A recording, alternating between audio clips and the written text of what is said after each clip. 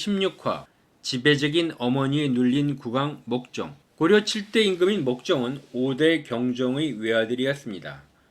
아버지 경종이 981년 27세의 젊은 나이로 죽을 때 계령군 왕송은 2살이 어린아이에 불과하였습니다. 경종은 어린 아들이 왕위가 찬탈될 것을 우려하여 자신의 사촌 동생이자 아내인 헌해왕후와 헌정왕후의 오빠인 성종에게 양위하였습니다. 고려의 문물제도를 정비한 성종은 997년 38세의 젊은 나이로 사망하기 전에 후계자 계령군 왕송을 직접 대면하여 왕위를 전달하였다고 합니다. 목종은 18세의 나이였습니다. 목종은 부계로는 경종, 광종, 태조 왕건으로 이어지고 모계인 헌해왕후는 태조 왕건의 아들인 대종과 황보씨의 딸이었습니다. 아버지 경종이 죽자 경종비 가운데 목종의 어머니 헌해왕후는 궁궐에서 계속 살았지만 헌해왕후의 동생 헌정왕후는 사저에 나가 살았습니다.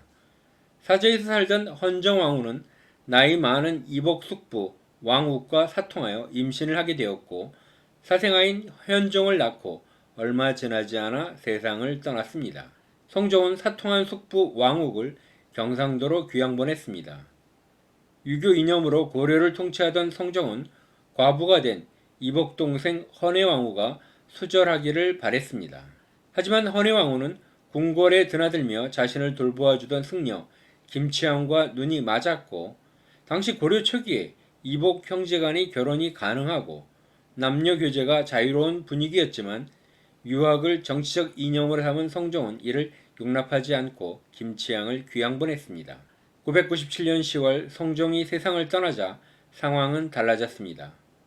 헌해왕후는 남편인 경종과 친사촌 남매간이었습니다.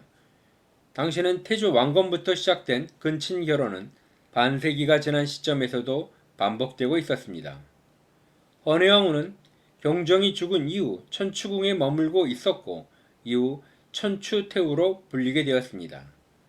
천추태후는 외척 가운데 승려가 된 김치향이란 자를 자주 불러들여 추문이 발생하자 성종은 화를 내고 멀리 귀양을 보냈는데 아들 목종이 즉위하여 헌해왕후가 섭정을 하게 되자 곧바로 김치향을 불러들여 한문 통사 사인이라는 벼슬을 내리고 그를 가까이 두어 김치향은 조정의 실세가 되었습니다.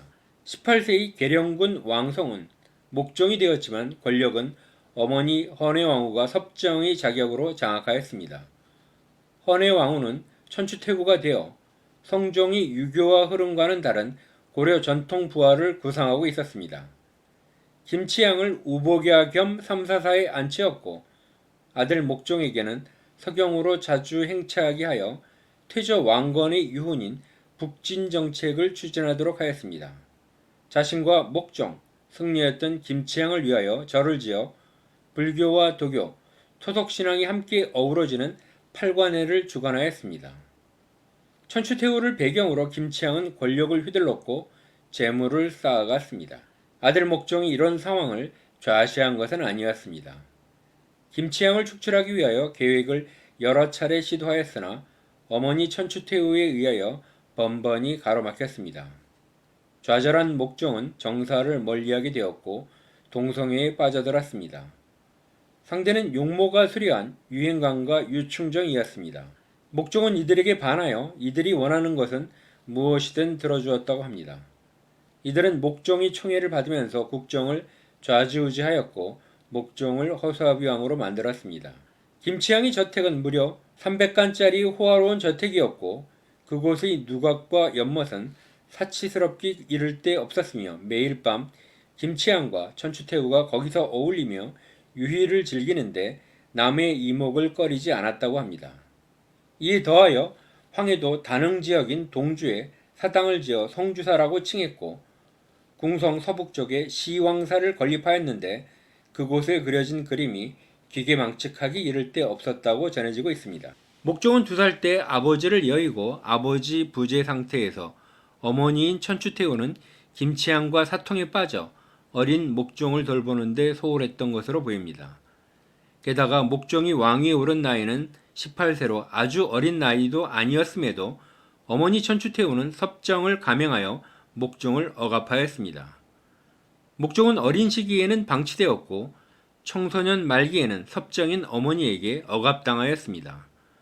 목종은 이 시기 개인적으로 급격한 신체적 성장을 이룬 시기에 왕이라는 최고의 권좌에 올랐지만 어머니 천추태후와 정부인 김치향에게 짓눌리는 시간을 보냈습니다. 자신의 자리를 되찾기 위하여 김치향을 추방하려 하였으나 번번이 어머니에 의하여 좌절을 겪었습니다. 이러한 좌절감을 통하여 자신의 역할에 대한 의미를 발견할 수 없었고 직무에 몰입할 수 없었습니다.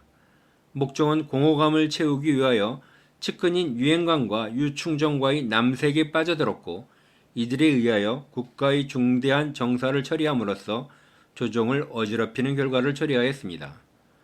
조선 성종의 장남 연산군이 어느 날 자신에게 고개 숙인 신하들이 자신의 어머니를 죽인 결정에 참여한 자들이라는 점을 알게 되면서 쾌락을 추구하며 망가져가는 상황과 유사합니다. 목종 6년의 천추태후는 김치향의 아들을 낳았습니다. 목종과 선정왕후 사이에는 자식이 없었습니다. 천추태후와 김치향은 새로 얻은 아들을 왕위에 앉히려고 계획을 추진하였습니다. 목종이 후계자가 될 가능성이 있는 왕손을 제거하려고 가진 수를 다 동원하였습니다. 천추태후가 전임 성종이 유교 정치를 배척하면서 밀려난 유학자들은 이에 반대하면서 왕손을 왕으로 추대하였습니다. 궁궐 내에서 권력 암투가 치열해지자 심약한 목종은 병들어 눕게 되었습니다. 목종이 궁궐에 처박혀 있자 유행관과 유충정이 목종의 권력을 행사하였습니다. 목종은 왕손에게 왕위를 선유하려 하였으나 유행관은 이에 반대하였습니다. 그러자 목종은 유행관이 자리를 비운 틈을 노려 황보 유의를 삼각산 신열사로 보내 왕손을 궁궐로 불러들였고 서북면 도순검사 강조를 호출하였습니다. 왕명을 받은 강조는 개경으로 가는 도중 위종종과 최창을 만나게 되었습니다.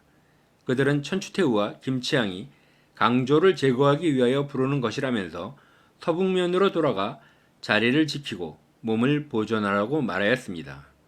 그들이 거짓말을 믿은 강조는 서경으로 돌아갔습니다. 강조의 부친은 목종이 사망했다는 소문을 믿고 노비를 중으로 변장시켜 그 죽장을 서경에 가져가게 하였는데 노비는 묘황산 중이라고 거짓말을 하며 무사히 강조에게 도착하였습니다. 그는 급히 가느라 강조에게 도착하자마자 기력이 소진하여 죽었다고 합니다. 강조의 아버지가 보낸 글에는 왕이 이미 세상을 떠나고 간흉한 무리가 이를 꾸미고 있으니 내가 군사를 거느리고 와서 국난을 수습하라 라고 적혀 있었습니다. 강조가 5천의 군사를 이끌고 평주에 이르렀을 때 비로소 목종이 아직 살아있다는 것을 알게 되었습니다. 고민하던 강조는 일이 이미 벌어졌는데 지금 그만둘 수는 없다고 결정하고 목종을 폐립할 것을 결심하였습니다. 강조는 독자적으로 휘하의 김응희에게 군사를 주어 신열사로 대량원군을 모셔오게 한 다음 개경으로 들이닥쳐 김치향 부자와 유행관 등을 처형하였습니다.